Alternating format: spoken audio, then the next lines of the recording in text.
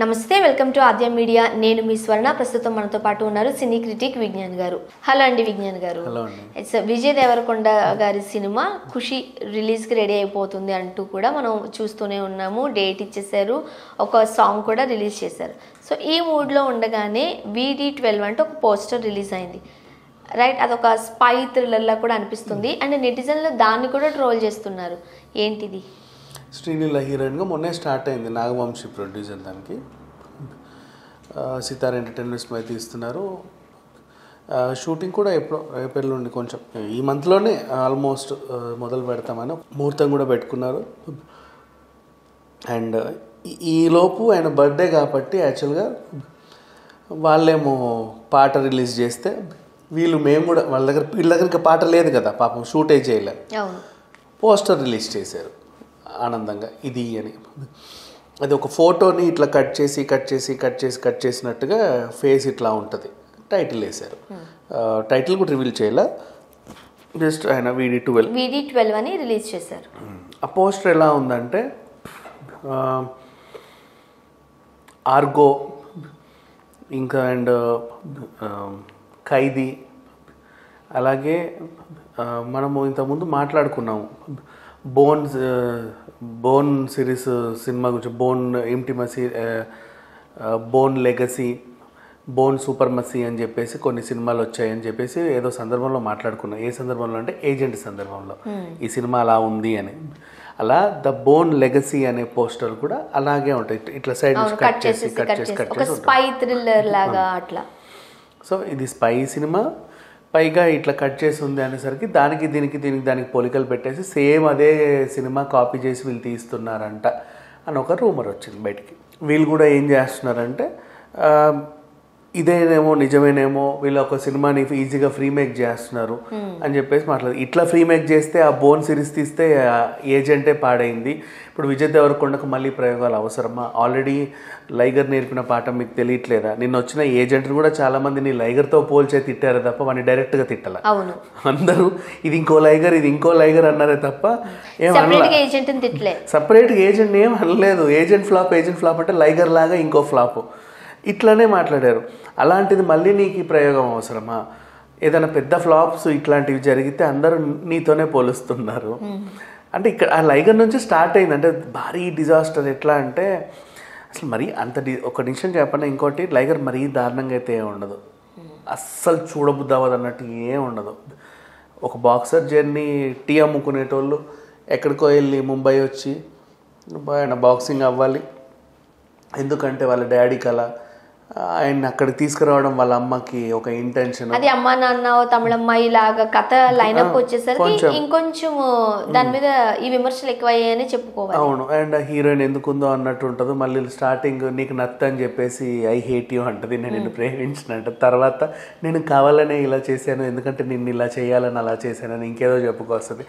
ఈ అంత routine drama వీళ్ళకి నచ్చల. పైగా రమ్యకృష్ణ గారు అరుపులు బీభత్సంగా, విజయ్ దేవరకొండకి ఏమో నత్తి. యాక్చువల్గా అబ్బాయి మాట్లాడితేనే విందామని అందరూ వెయిట్ చేస్తూ ఉంటారు. అండ్ డైలాగ్లే ఫేమస్ బేసిక్గా. నువ్వు ఆయనకు నత్తిస్తే ఇంకెందుకు? అన్ని పెట్టేశారు. అయితే పోనీ నేను నత్తిచ్చినప్పుడు రమకృష్ణ గారికి కాస్త డైలాగులు తగ్గించామే అక్కడ ఉంటుంది. చిన్నగా ఏం చెప్పదు, పెద్దగా అసలు ఏదో అయిపోయింది ఇక్కడ, ఇప్పుడే భూకంపం వచ్చింది అన్నట్టుగా చెప్తుంది. అండ్ ఇంకొక అందరికి ఒక డౌట్, ముంబై లాంటి ప్లేస్లో బాగా రిచ్ ఉన్నోడికే ఇంత ఇల్లు కొనుక్కోవడం కష్టం. వీళ్ళు టీ అమ్ముకుంటూ వెళ్ళేసి ఆ బీచ్ ఒడ్డున ఒక పెద్ద సెటప్ వేసి ఇల్లు కట్టేస్తారు. సో ఇట్లా కొన్ని లాజిక్ లెస్ సన్నివేశాలు ఇవన్నీ చూసి వీళ్ళకి అదేదో ఫ్లాప్ అయింది. సరే, ఇప్పుడు దాని ప్రస్తావన ఎందుకు వచ్చిందంటే ఇతన్ని మళ్ళీ ఇలా అంటున్నారు కాబట్టి. సో నెక్స్ట్ ఇది స్పై థ్రిల్లర్ అని చెప్పేసి వార్త వచ్చినప్పటి నుంచి స్పైగా స్పైడర్ ఏం మెప్పించలేదు. అండ్ నెక్స్ట్ ఇప్పుడు నిఖిల్ ఏదో ట్రై చేస్తున్నాడు స్పై అని. అండ్ ఏజెంట్ మనం చూసాం, దారుణమైన డిజాస్టర్. నీకు ఇప్పుడు అవసరమా విజయ్ దేవరకొండ? పైగా పాపం శ్రీలీల ఇప్పుడిప్పుడే ఎదుగుతుంది, ఎందుకు ఆ పిల్ల కెరీర్ పాడు చేస్తున్నావు అన్నట్టుగా ఇంకొకరు అంటున్నారు.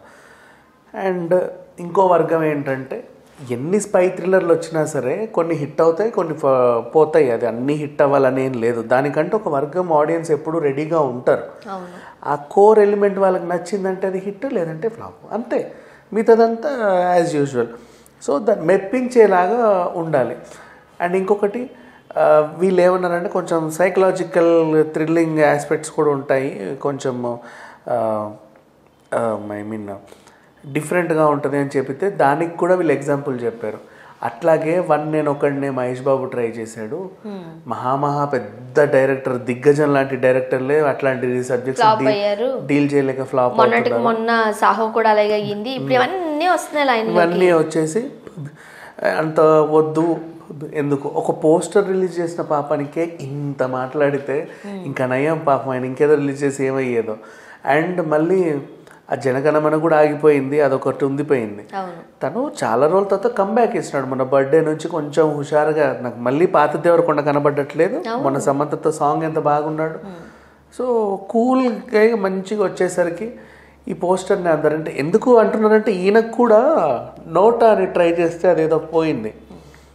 నోట ఎందుకు పోయిందో తెలియదు కానీ మంచి యాక్చువల్గా ఒకలా చూద్దాం అనుకున్న హీరోని వేరేలాగా చూడలేరు. అలా చూడాలి అని అంటే కథ చాలా గట్టిగా ఉండాలి. అండ్ నగరం మునిగిపోవడానికి ఊరికే తీస్తే మాత్రం జనాలు యాక్సెప్ట్ చేసే సిచ్యువేషన్లో లేరు. ఎందుకంటే బాహుబలి రిలీజ్ అయిన తర్వాత సాహోకు పెట్టిన ఎఫర్ట్ చూసి, లేకపోతే ఆ హంగులు ఆర్భాటాలు చూసి వామ్మో అనుకున్నారు. కానీ ఎంత ఎక్స్పెక్టేషన్ పెట్టారో అంత డిజాస్టర్ చేశారు. అసలు అదేమీ లేకపోతే సినిమా హిట్ అయి ఉండేది. ఆ రాధేశ్యామ్లో కూడా జాతకాలు ఒక్కటి చూడకపోతే ఎంత బాగుండేది సినిమా. జస్ట్ చూసేసి ఫ్యూచర్ అంతా చెప్పాడు, ఎప్పుడు చనిపోతాడో. లుక్ కూడా చాలా ఇంపార్టెంట్. ఇప్పుడు మనము డార్లింగ్ లోను, లేకపోతే మిస్టర్ పర్ఫెక్ట్ లోను, మనము మిర్చిలో నిజం చెప్పాలి అని అంటే ప్రభాస్ చూడడానికి చాలా అందంగా కనిపిస్తారు. ఈ రాధేశ్యామ్లో ఏమో ఉండడు, అదో మాదిరి ఉన్నట్టు ఉంటాడు. అసలు ఆది పురుషులోనే ఎట్లా ఒక రకంగా ఉన్నాడు, ఇంకా పైగా రాముడు. మళ్ళీ ఎవరైనా ఇలా చూడగానే అలా ఆగిపోగలిగే లుక్ అయితేనే మన వాళ్ళు యాక్సెప్ట్ చేస్తారు. మన తెలుగు ఆడియన్స్ కి అందం కావాలి. అవును, ఎలా పడితే అలా ఉంటే నచ్చరు అసలు. ఛాన్స్ ఇప్పటికీ పాపం సల్మాన్ ఖాన్, షారుఖ్ ఖాన్ మెయింటైన్ చేయట్లేదా ఎంత ఏజ్ అయినా కూడా. సో అది నాగార్జున ఫర్ ఎగ్జాంపుల్. సో ఇట్లా చూసుకుంటే వీళ్ళకి మూవీస్. అండ్ ఇంకొకటి చెప్పనా, ఇది ఎందుకు ఫ్లాప్ అయింది రాధేశ్యామ్ అంటే ట్రైన్ని చూపించి మొత్తం కథ అంతా ఒక ట్రైన్ అంటే లాస్ట్ ట్రైనే లేదు అక్కడ అసలు సినిమాలో. అదేదో అయిపోయింది, ఒక నిమిషం ఇట్లా అయిపోయింది. ఇప్పుడు దీని గురించి కూడా వీళ్ళు ఏం చెప్పట్లా ప్రజెంట్ అయితే.